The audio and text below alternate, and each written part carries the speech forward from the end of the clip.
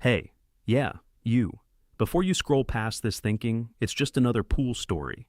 Sit with me for 12 minutes because what's floating in that water in Washington right now is genuinely one of the strangest mirrors America has held up to itself in years.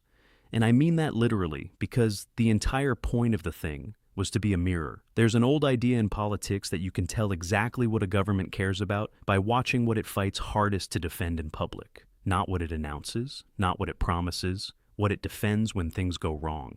And right now, the man running the most powerful country on earth is standing in front of cameras, day after day, defending a puddle. So, let's actually go there. Let's go to the National Mall, to a strip of water that's reflected war memorials, civil rights marches, and presidential inaugurations for over 100 years. And let's figure out how it ended up at the center of a $16 million fight involving box cutters, dead ducks, 6 arrests, and a president who keeps changing his story. Because underneath the green sludge, there's something that actually tells you a lot about where the United States is right now. Stick with me, this gets weirder the deeper you go. Here's the version most people picked up from a headline scroll. Trump wanted the Lincoln Memorial reflecting pool repainted blue for the country's 250th birthday. Somebody botched the job, algae showed up, and Trump got mad and blamed vandals instead of admitting it was a bad paint job. That version isn't wrong exactly. It's just shallow, appropriately enough, for a pool that's only about 2.5 feet deep. The real story has layers, and almost every layer reveals something specific about how decisions get made in this administration, who benefits from them, and why a basic municipal maintenance problem somehow became a national talking point days before America's biggest birthday in 2.5 centuries. Let's start with the money, because the money is where this story actually begins. In April, Trump floated this as a quick cosmetic fix. He told reporters the project would run somewhere between $1.5 and $2 million. Basically, pool paint and minor repairs, the kind of job a city contractor knocks out in a few weeks. By the time the work was actually done, the federal government had paid out more than $14 million to one contractor alone, a company called Atlantic Industrial Coatings, with additional payments pushing the total past $16 million when you add in a second company brought in later to fight the algae. That's not a rounding error. That's the project costing more than 7 times what the president originally told the public it would cost. And both of those contracts were awarded without competitive bidding, meaning no other companies got the chance to offer a better price because the administration said speed mattered more with the 4th of July deadline looming. Now, normally, when a government project blows past its budget by 700%, that becomes the headline. But this time, the actual scandal got buried under something far more visually dramatic and far more useful as a distraction: algae. Let's talk about the algae, because this is where the story gets almost embarrassing for the people involved. The reflecting pool is roughly 2,000 feet long, shallow, sits in direct summer sunlight, and has had recurring algae problems since the day it opened in 1922, including, notably, after the last major renovation finished under the Obama administration in 2012, when the exact same green bloom showed up almost immediately. Multiple independent scientists, researchers from George Mason University, Catholic University of America, Wright State University, looked at this pool after the 2026 repaint and said essentially the same thing. This is not a mystery. Warm water, shallow basin, direct sun, organic matter sitting in dormant supply lines during construction. That's a recipe for algae regardless of who's president or what color the bottom is painted.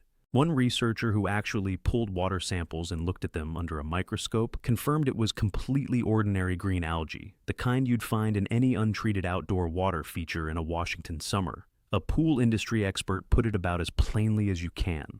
You're pumping in raw, untreated river-adjacent water and expecting it to behave differently than it would sitting in the open. It won't. It never has. This isn't new information. This has happened before, under multiple presidents, for exactly the same physical reasons. So, why this time did the explanation shift from ordinary algae to an act of sabotage? This is where we get to the box cutter. In the days after the algae bloom appeared, something else started happening. The new blue coating on the pool floor began peeling and rising to the surface in visible chunks. And instead of pointing to the obvious explanation, A coating applied under serious time pressure without enough involvement from design engineers or environmental scientists. According to one civil engineering professor who reviewed the situation, the president offered a different theory entirely.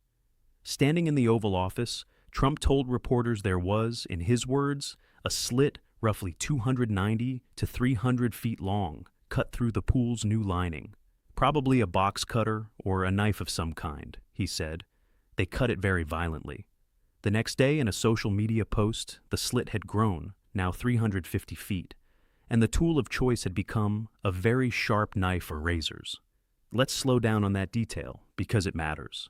The size of the alleged damage grew by nearly 20% between two consecutive public statements, with zero new evidence introduced in between.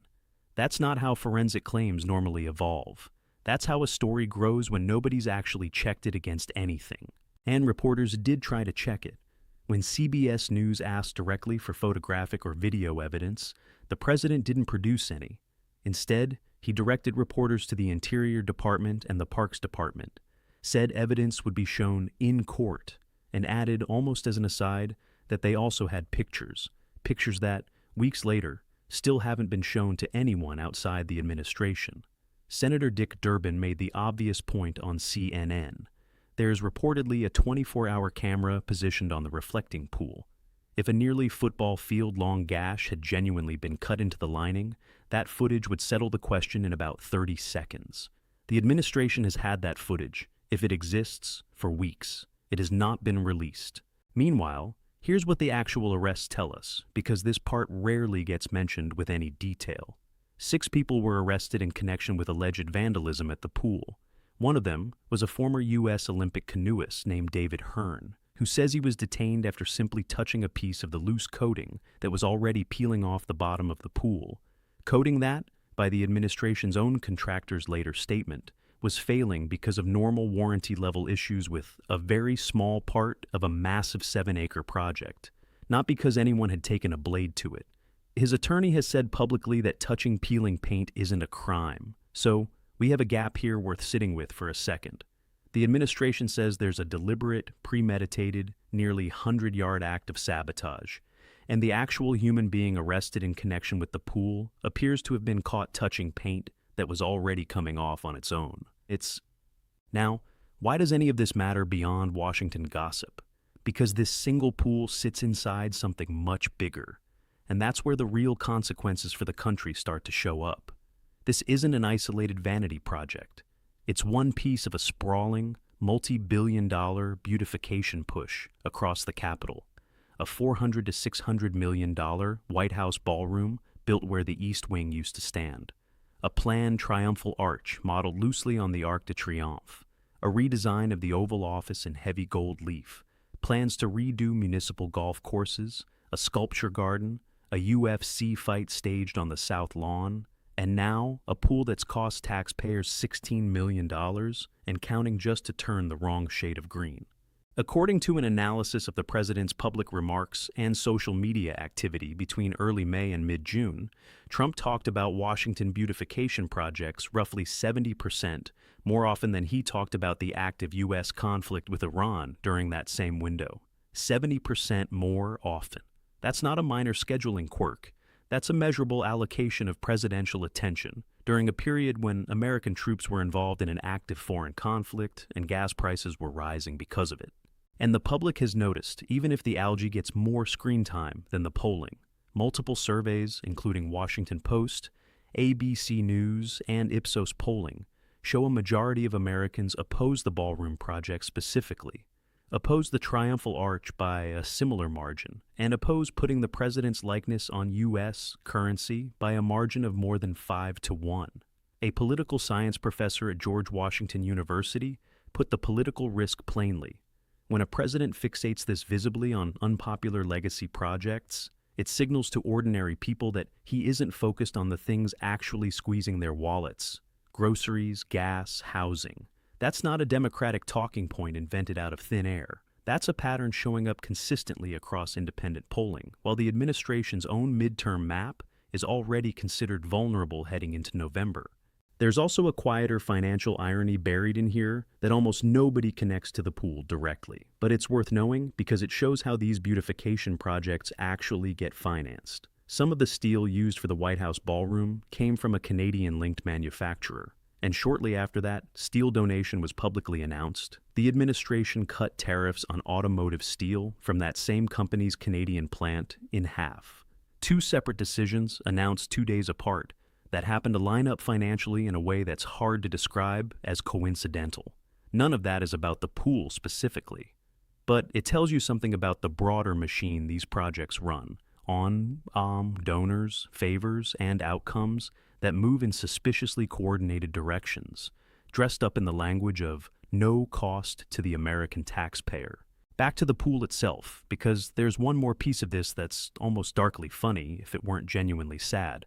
A duckling died in the algae-choked water during the cleanup, and an animal welfare campaigner described the situation accurately as turning a national landmark into what she called a duck death trap, right before the country's 250th birthday celebration. The Interior Department, for its part, has leaned hard into a specific defense, that algae has plagued every Lincoln-reflecting pool reopening since 1922. True, and has pointed fingers backward at the Obama and Biden administrations for neglecting the pool while simultaneously insisting the current renovation is being properly maintained, unlike under previous presidents. Which is a strange position to hold at the exact same time. You're blaming an invisible vandal with a box cutter for problems that scientists are telling you are completely ordinary and totally expected. You can't really have it both ways. Either this is a predictable, century-old maintenance issue that even previous administrations couldn't fully solve, or it's a targeted act of sabotage by an unidentified attacker who's apparently never been caught on the pool's own security cameras. Pick one. The administration so far has picked both, depending on which day you ask. So, where does this actually leave things? Heading into a holiday meant to celebrate 250 years of the country existing.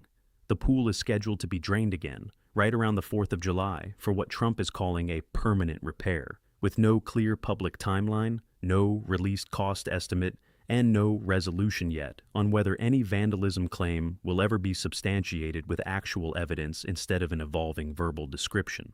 The contractor maintains the issues are minor and covered under warranty. The scientists maintain the algae was never a mystery to begin with. The senators asking for camera footage are still asking. And the country, watching all of this play out in real time, gets to decide what it actually says about a presidency that a basic reflecting pool, a flat, shallow piece of water built specifically to mirror back whatever stands in front of it, has spent the last several weeks reflecting something the administration clearly didn't intend it to show the rest of us. That's Fen for borderlines, analysis from the edge.